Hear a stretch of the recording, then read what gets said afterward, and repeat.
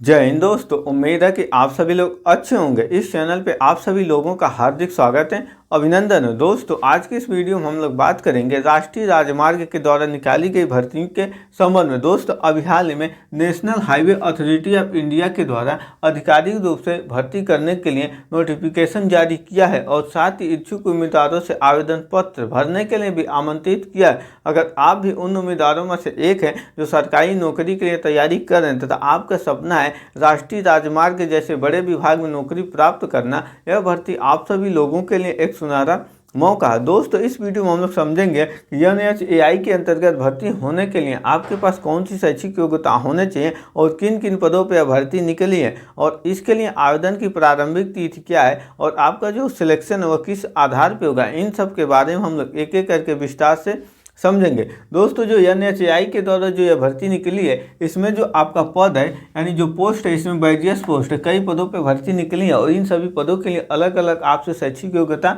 मांगा है। इसमें जो टोटल आपकी जो रिक्तियां हैं 84 पदों पे भर्ती किया जाना है, यानी 84 लोगों की national highway authority of India के द्वारा भर्ती किया जाना है जो आपकी पूर्णतः सरकारी नौकरी है। दोस्तों इस पद के लिए जो आपकी आवेदन की प्रारंभिक तिथि है वो ऑलरेडी स्टार्ट है, यानी आवेदन पत्र ऑलरेडी भरे जा रहे हैं और यह चलेगा 15 दिसंबर 2025 तक आवेदन पत्र भरे जाएंगे। अगर आप भी NHAI के अंतर्गत नौकरी पाना चाहते हैं तो आप सभी लोग इसके आधिकारिक वेबसाइट www.nhai.gov.in इस वेबसाइट पर जाकर आवेदन कर सकते हैं अथवा डिस्क्रिप्शन में दिए गए अप्लाई लिंक पर क्लिक कर भी आवेदन कर सकते हैं। दोस्तों अगर आप आवेदन करते हैं तो आपको आवेदन शुल्क देना होगा, जिसमें जनरल OBC EWS वर्ग के जो कैंडिडेट हैं उन्हें 500 रुपये आवेदन शुल्क जमा करने होंगे जो आपके ऑनलाइन माध्यम से जमा होगा। वहीं पे SC ST PWBD और सभी वर्ग की जो महिला कैंडिडेट हैं ये सभी बिल्कुल फ्री में आवेदन कर सकते हैं। और इसके साथ ही अगर आप आवेदन करते हैं तो आपके पास कौन कौन सी शैक्षिक योग्यता होनी चाहिए, इसमें अलग अलग पद के लिए आपसे अलग अलग योग्यता मांगा है। जिसमें आपका जो पहला पद है, अगर आप डिप्टी मैनेजर पद के लिए आवेदन करते हैं यानी डिप्टी मैनेजर पद के लिए नौकरी पाने के लिए आवेदन करते हैं तो आपके पास जो शैक्षिक योग्यता होने चाहिए MBA होना चाहिए आपके पास।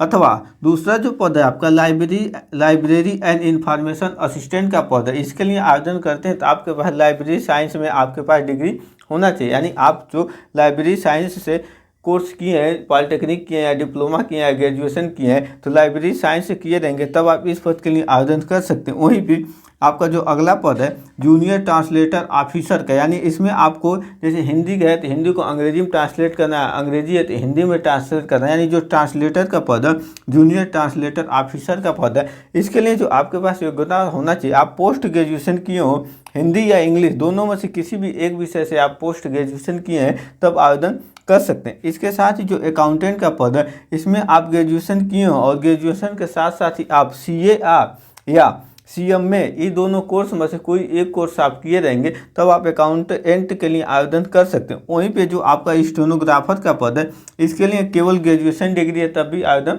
कर सकते हैं। यहाँ तक तो आपकी बात रही शैक्षिक योग्यता के बारे में। अब हम लोग समझते हैं कि आप NHAI के अंतर्गत इन पदों पे भर्ती होने के लिए जो आपका सिलेक्शन प्रोसेस है वो कौन कौन सा चरण है, तब जाके आपको इसके अंतर्गत नौकरी मिलेगी, इसको समझते हैं।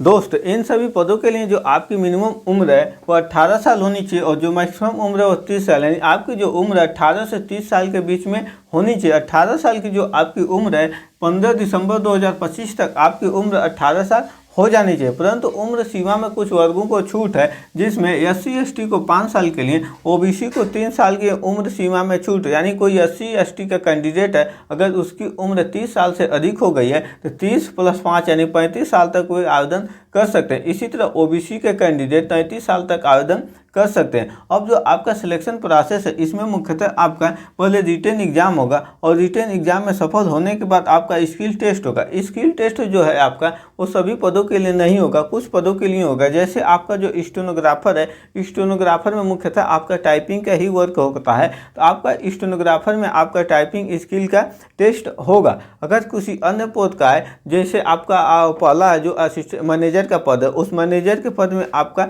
कोई भी स्किल टेस्ट अनिवार्य अनिवार्य नहीं है। तो आपका पोस्ट के हिसाब से ही स्किल टेस्ट होगा। इसके बाद जब स्किल टेस्ट में आप सफल हो जाएंगे तो आपका डॉक्यूमेंट वेरिफिकेशन होगा और डॉक्यूमेंट वेरिफिकेशन के बाद आपका मेडिकल टेस्ट होगा। यानी इन चरणों को आपको पार करेंगे तभी जाकर आपको NHI के अंतर्गत सरकारी नौकरी मिल सकेगी। आई होप आप सभी लोगों को यह वीडियो अच्छे समझ में आया होगा। अगर आपको वीडियो इन्फॉर्मेटिव लगे तो चैनल को सब्सक्राइब करें। मिलेंगे इसी तरह के नेक्स्ट वीडियो में। जय हिंद।